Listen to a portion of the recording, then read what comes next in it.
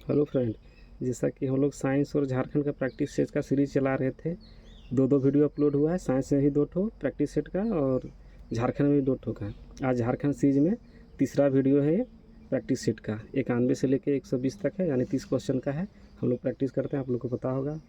तो आइए देखते हैं आप लोग का कितना तैयारी है, और वीडियो को लाइक और शेयर ज़रूर कीजिएगा, क्योंकि बहुत सारा एग्ज़ाम अभी ऑनगोइंग प्रोसेस में है और बहुत सारा वैकेंसी आने वाला है। अभी हाल फिलहाल में देखेंगे पेपर कटिंग आया था, लगभग 24,000 झारखंड पुलिस और एसआई का बहाली मिला के आने वाला है। वैसे पेपर पर विश्वास नहीं करते, बहुत बार आया हुआ है, इसलिए हम वीडियो उस पर नहीं बनाए हैं। जब आ जाएगा तो हम वीडियो ज़रूर बनाएंगे, अपडेट करेंगे। आइए देखते हैं पहला क्वेश्चन। देखिए पहला क्वेश्चन है, ताना भगत आंदोलन की शुरुआत कब हुई थी?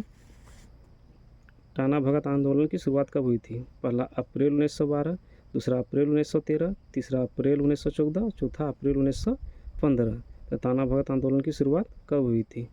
बोलिए। बहुत ही इंपॉर्टेंट है ये। ताना भगत आंदोलन बहुत बार पूछ चुका है एग्ज़ाम में, और आने वाला भी एग्ज़ाम के लिए बहुत इंपॉर्टेंट है। इसका कुछ फैक्ट्स भी है, इसको याद रखिएगा। कब हुई थी?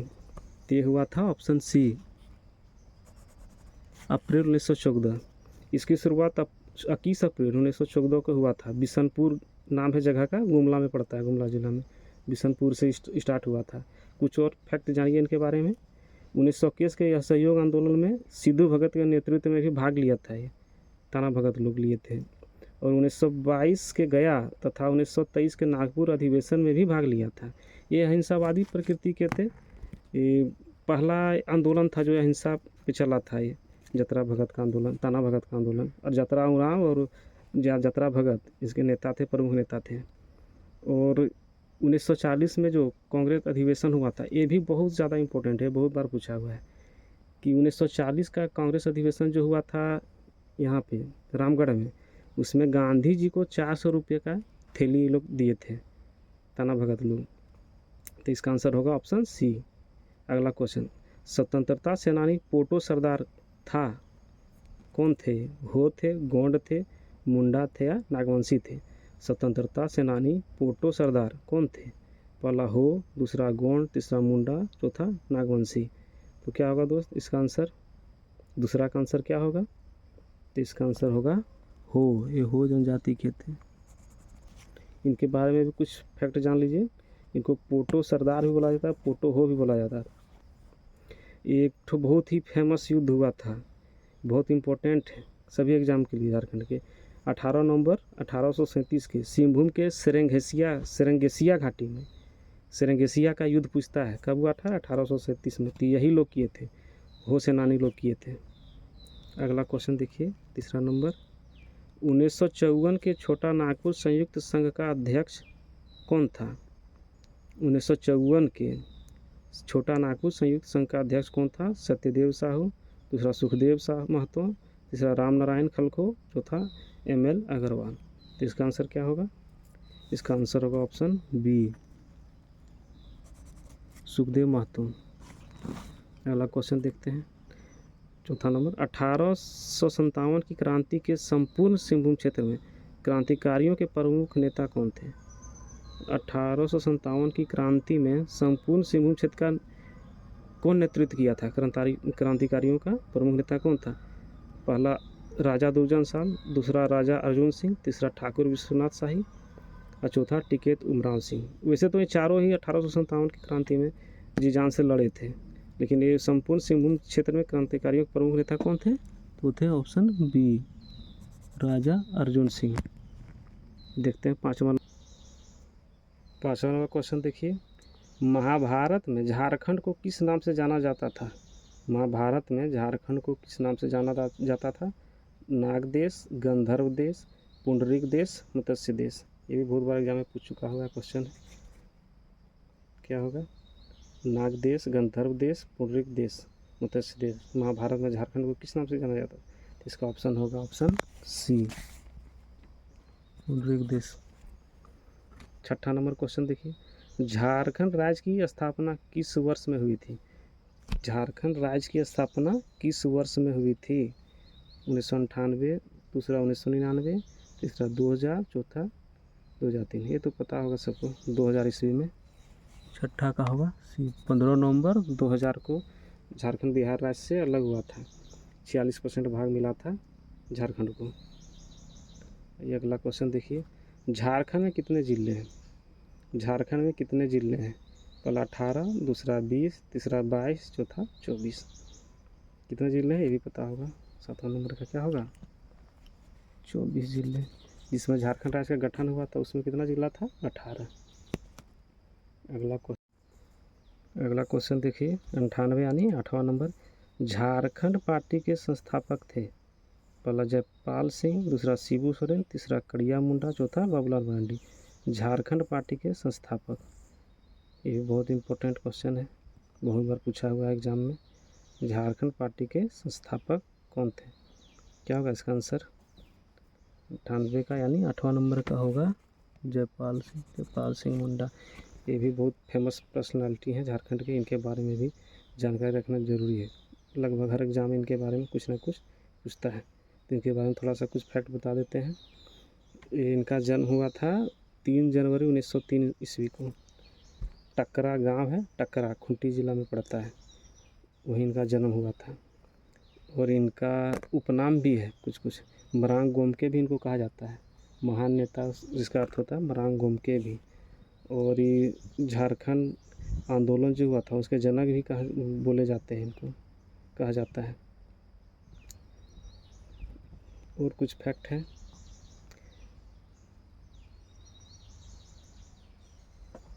जयपाल सिंह ये हॉकी के भी खिलाड़ी थे। एम्स्टर्डम जो 1928 में हुआ था ओलंपिक, उसमें स्वर्ण पदक दिलाने में या जीतने में इनका बहुत बड़ा भूमिका था। और 1946 का जो संविधान सभा था उसमें एकमात्र ये थे आदिवासी नेता थे, उसमें सदस्य थे आदिवासी सदस्य। इनको मुंडा राजा भी कहा जाता है। उसके बाद 1939 में जो आदिवासी महासभा के गठन में भी इनका महत्वपूर्ण योगदान था। तो इसका आंसर हुआ जयपाल सिंह मुंडा। इसका गठन कब हुआ था झारखंड पार्टी का गठन? इसका कहीं कहीं लिखा रहता है 1950 में, या कहीं कहीं रहेगा मार्च 1949 में भी, तो थोड़ा सा आप लोग देख भी लीजिएगा। और एक बात और फ्रेंड बोलना चाहते हैं कि कोई भी क्वेश्चन में यदि कोई डाउट होगा या कोई भी क्वेश्चन का आंसर हम गलत बता दिए तो उसका आप लोग कमेंट में ज़रूर बताइएगा, हमको मैसेज कीजिएगा कि इसका आंसर गलत बोले सो। अगला क्वेश्चन देखिए, झारखंड का राजकीय फूल कौन सा है? झारखंड का राजकीय फूल कौन सा है? गुलाब, कमल, पलाश, गेंदा। झारखंड का राजकीय फूल कौन सा है? तो इसका आंसर होगा सी, पलाश।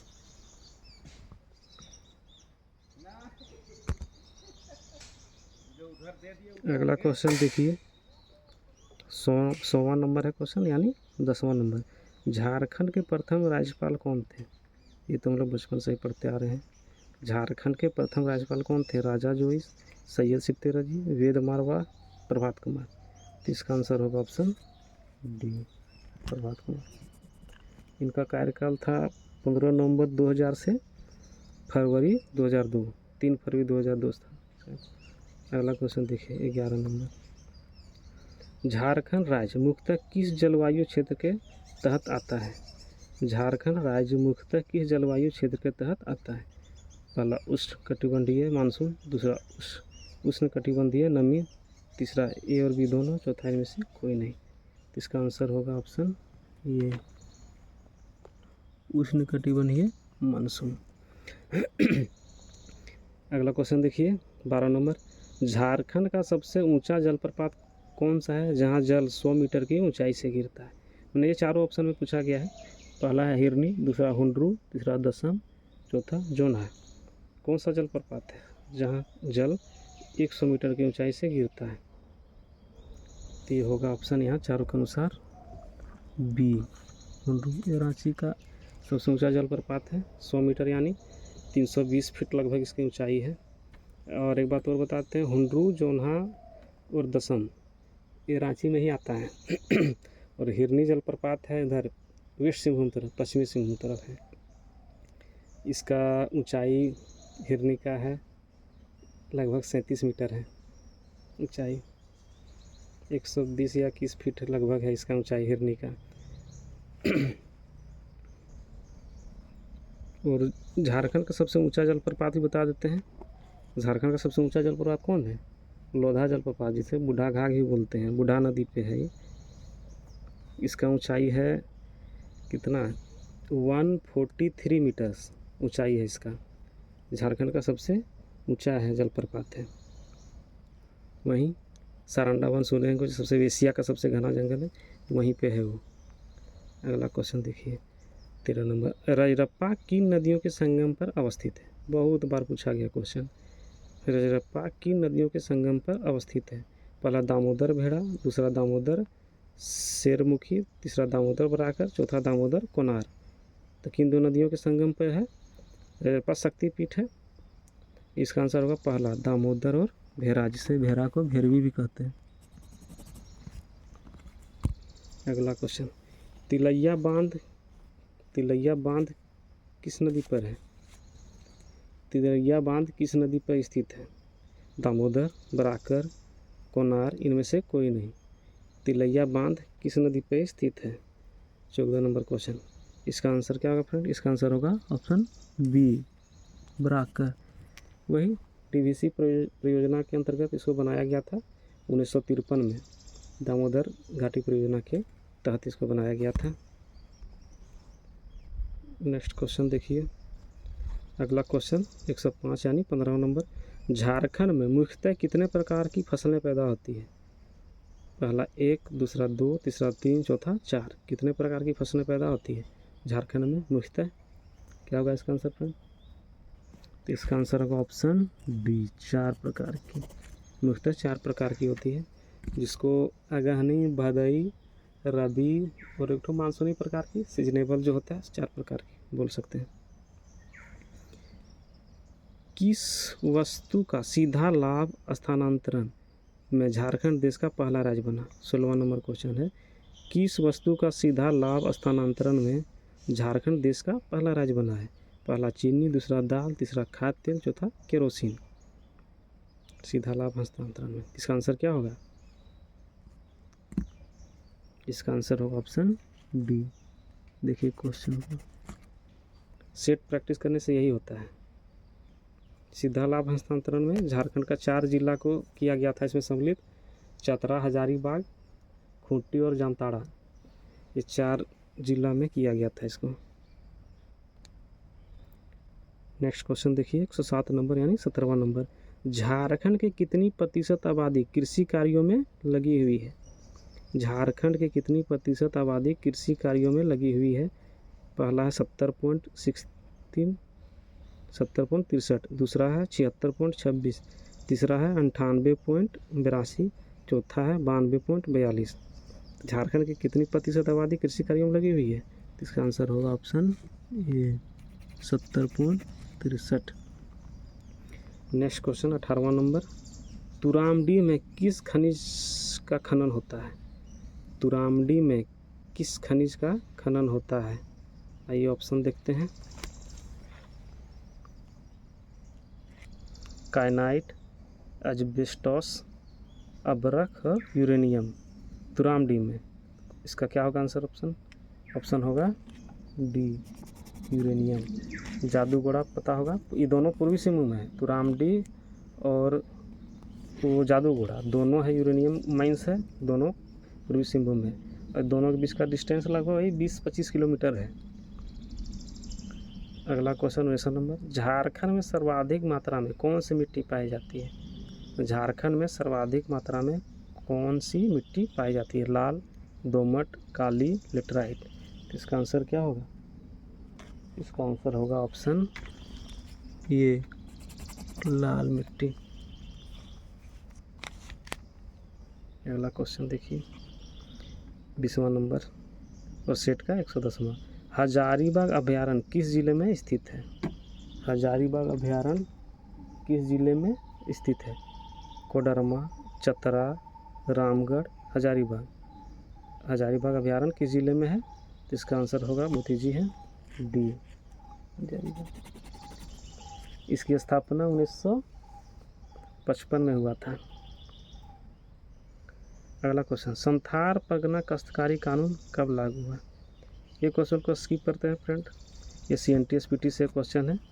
इसमें इतना जान लीजिए कि CNT 1908 में आया था और SPT संथाल परगना जो आया था वो 1949 में आया था। अगला क्वेश्चन देखिए 22वां नंबर, पाइका क्या है? एक नृत्य है, लोकगीत है, चित्रकला है या खेल है? पाइका क्या है? तो इसका आंसर क्या होगा? ये भी बहुत फेमस क्वेश्चन है। पाइका है एक प्रकार का नृत्य। ये अधिकतर धनबाद बोकारो जिला में इसको किया जाता है और ये रंग बिरंगा सैनिक के भेष में जो होता है वही नृत्य है। अगला क्वेश्चन देखिए 23वां नंबर, इंडियन इंस्टीट्यूट ऑफ टेक्नोलॉजी यानी और इंडियन स्कूल ऑफ माइंस की स्थापना कब हुई थी? ISM का स्थापना पूछ रहा है जो धनबाद में है, इंडियन स्कूल ऑफ माइंस। इसका स्थापना हुआ था ऑप्शन ए 1926 में, 1926 में हुआ था। और इससे एक और क्वेश्चन बनता है कि ISM धनबाद को IIT का दर्जा कब दिया गया था? अब इसको IIT ISM बोला जाता है, सिर्फ ISM नहीं। तो 2016 में इसको IIT का दर्जा दिया गया था। अगला क्वेश्चन देखिए 24 नंबर, सोहराय किस जनजाति का सबसे बड़ा त्यौहार है? सोहराय किस जनजाति का सबसे बड़ा त्यौहार है? ये भी बहुत बार पूछा हुआ है। पहला बिरहोर, दूसरा संथाल, तीसरा मुंडा, चौथा उरांव। सोहराय पर्व जो है वो किस जनजाति का सबसे बड़ा त्यौहार है? तो इसका आंसर होगा ऑप्शन बी संथाल। दीपावली के समय ये मनाया जाता है। अगला क्वेश्चन, किस जनजाति का एकमात्र अस्तित्व केवल झारखंड में है? 25वां नंबर क्वेश्चन, किस जनजाति का एकमात्र अस्तित्व केवल झारखंड में है? पहला मुंडा, दूसरा खड़िया, तीसरा हो, चौथा बिरजिया। तो किस जनजाति का अस्तित्व केवल झारखंड में है? तो इसका आंसर होगा ऑप्शन बी बिरजिया। अगला क्वेश्चन देखिए 26 नंबर, कोचे कड़वा नाटक के रचनाकार कौन है? कोचे कड़वा नाटक के रचनाकार कौन है? पहला सोलेमान मुर्मू, दूसरा नारायण सोरेन, तीसरा पंचानन मरांडी, चौथा रघुनाथ मुर्मू। कोचे कड़वा नाटक के रचनाकार कौन है? तो इसका आंसर होगा पहला सोलेमान मुर्मू। अगला क्वेश्चन देखिए 27 नंबर, मोहन कुमार मंगलम स्टेडियम कहाँ अवस्थित है? बहुत बार पूछा गया क्वेश्चन और आने वाला एग्जाम में भी इसको पूछेगा। मोहन कुमार मंगलम स्टेडियम कहाँ अवस्थित है? पहला जमशेदपुर, दूसरा धनबाद, तीसरा सिमडेगा, चौथा बोकारो। मोहन कुमार मंगलम स्टेडियम कहाँ स्थित है? तो इसका आंसर होगा डी बोकारो में। अगला क्वेश्चन 28वां नंबर, आपदा प्रबंधन से, जिला आपदा प्रबंधन प्राधिकरण का नेतृत्व कौन करता है? जिला आपदा प्रबंधन प्राधिकरण का नेतृत्व कौन करता है? पहला जिला दंडाधिकारी, दूसरा जिला समाहर्ता, तीसरा इनमें से कोई एक, चौथा इनमें से कोई नहीं। जिला आपदा प्रबंधन प्राधिकरण, इसका आंसर क्या होगा? इसका आंसर होगा ऑप्शन सी DM करता है। जिला दंडाधिकारी बोलिए या समाहर्ता बोलिए, कलेक्टर बोलिए, वही प्राधिकरण का नेतृत्व करता है। अगला क्वेश्चन देखिए, बहुत इंपॉर्टेंट क्वेश्चन 29 नंबर, झारखंड में प्रथम परमवीर चक्र की उपाधि से गौरवान्वित किसे किया गया था? पहला परमवीर चक्र किन्हें मिला झारखंड में? पहला एल्बर्ट एक्का, दूसरा बिरसा मुंडा, तीसरा तिलका मांझी, चौथा जतरा उरांव। इनके बारे में बता देते हैं, बहुत बार पूछा गया है क्वेश्चन के बारे में। तो इसका आंसर होगा ऑप्शन ए एल्बर्ट एक्का। ये 1971 में जो भारत और पाकिस्तान के बीच जो युद्ध हुआ था उसमें शहीद हुए थे, उन्हीं के लिए इनको मिला था परमवीर चक्र। ये गुमला के निवासी थे। गुमला को एल्बर्ट एक्का की नगरी भी बोला जाता है इन्हीं के सम्मान में। अगला क्वेश्चन देखिए 120वां नंबर सेट का, यानी 30वां नंबर झारखंड का ये क्वेश्चन है, लास्ट क्वेश्चन। केंद्रीय मनोचिकित्सा संस्थान कहाँ अवस्थित है? केंद्रीय मनोचिकित्सा संस्थान कहाँ अवस्थित है? पहला रांची, दूसरा गुमला, तीसरा बोकारो, चौथा हजारीबाग। तो इसका आंसर क्या होगा? ये भी क्वेश्चन पूछा हुआ है बहुत बार। इसका आंसर होगा ऑप्शन ए रांची। ठीक है दोस्त, आज यहीं रखते हैं। 30 क्वेश्चन हो गया। झारखंड का आप लोग प्रैक्टिस करते रहिए।